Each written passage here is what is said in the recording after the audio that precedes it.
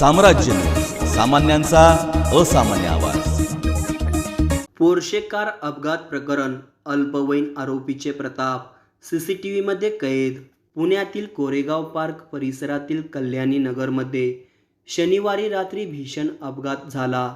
भरधाव वेगात Porsche car चालवणाऱ्या अल्पवयीन आरोपीने एका दुचाकीला जोरदार धडक दिली। या धडकेमध्ये दुचाकीवरून प्रवास करणाऱ्या अनीस दुधिया आणि अश्विनी कोस्टा याचा मृत्यू झाला। हे प्रकरण सध्या प्रचंड चर्चेत आहे।